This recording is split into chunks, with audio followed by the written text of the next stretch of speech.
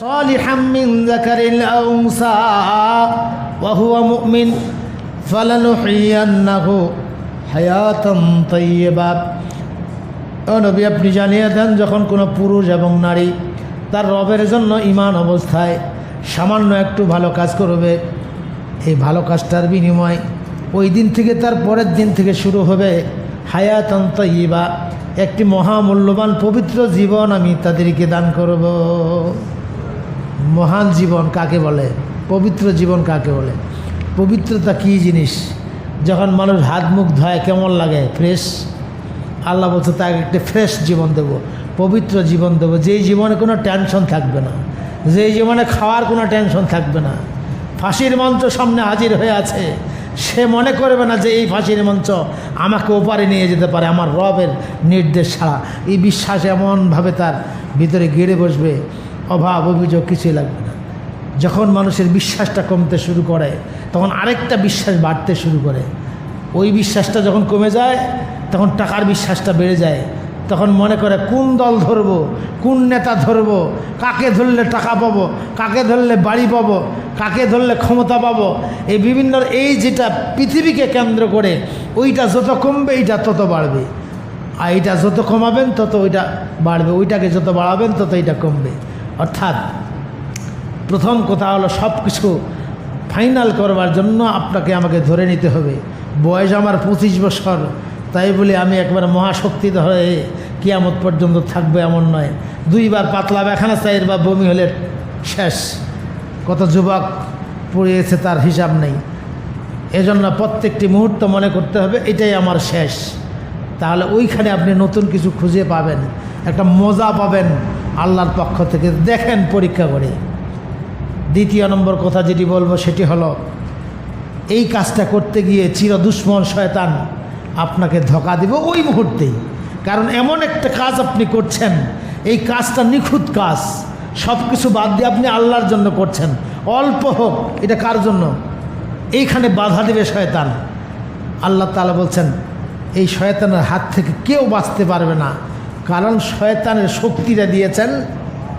কথাটা ভালো করে খেয়াল করবেন, যেমন আল্লাহ তেমন আল্লাহর শক্তি ওই শয়তানকে ওই শক্তি দিয়েছেন।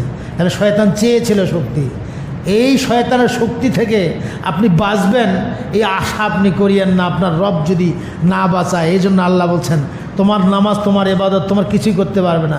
তোমার রব যদি তোমাকে সাহায্য না করে ওই নামাজেই তোমাকে জাহান্নামে নিয়ে যাবে। তাহলে শয়তান যখন সেজদা দিবা তখন এমন লোকের স্মৃতি, এমন লোকের ছবি আর তোমার সামনে হাজির করে দিবে, ওইখানেই সেজদাটা চলবে।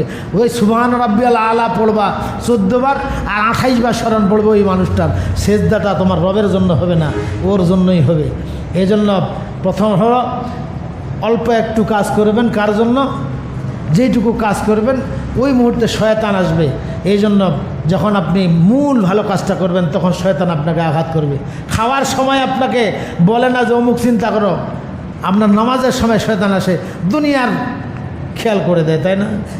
এই জন্য প্রথম আল্লাহর জন্যই আপনাকে করতে হবে যতটুকু করেন। আর এইটুকু কাজ যখন করবেন, এটা নামাজ হোক, রোজা হোক, ভালো আচরণ হোক, যেটা হোক, এই মুহূর্তে শয়তান আপনার মাইন্ডটাকে চেঞ্জ করে দেওয়ার চেষ্টা করবে। এই মুহূর্তে আপনাকে আশ্রয় চাইতে হবে আল্লাহর কাছে শয়তান থেকে।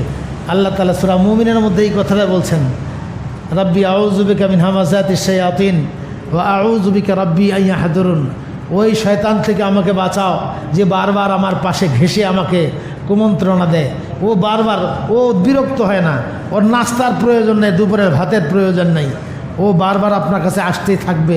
সারা জীবন তার বিরুদ্ধে আপনাকে অভিযান চালাইতে হবে। নাহলে যেই মুহূর্তে আপনি অফ হয়ে যাবেন শয়তান থেকে বাঁচার ব্যাপারে, ঠিক ওইটুকু যদি 10 সেকেন্ড হয় ওর মধ্যেই শয়তান এসে আপনাকে আঘাত করবে। আল্লাহ তাআলা ওই কথাটাই বলছেন যে যখন কোনো মানুষ আল্লাহর স্মরণ থেকে একটু সরে যায় তখন একটি শয়তান তার সাথী হয়ে যায়। ওমাই ইয়াশু আন যিকরির রহমান নুকাইয়িদ লাহু শাইতানান ফাহুয়া লাহু কারিন। ওই বন্ধু তাকে ক্ষতি করার চেষ্টা করে। আসুন আল্লাহ রাব্বুল আলামিন যেন যে কয়েকদিন বেঁচে আছি আমার যতটুকু হায়াত এইটুকুই যথেষ্ট। যথেষ্ট না হলে আল্লাহ বাড়ায় দিতেন যে বান্দা তোমার জান্নাত প্রয়োজন, এইটুকু হায়াতে হবে না, আরও বাড়ায় দেওয়া দরকার, যেন আপনি অভিযোগ করতে না পারেন। আল্লাহ রাব্বুল আলামিন এই হায়াতের মধ্যে তার সন্তুষ্টি অর্জনের মধ্য দিয়ে জীবনের ব্যক্তি, পরিবার, সমাজ, রাজনৈতিক, রাষ্ট্রীয় জীবনে সঠিক পদক্ষেপ নিতে পারি। আল্লাহ তাআলা তৌফিক দান করুন, সবাই বলেন আমিন।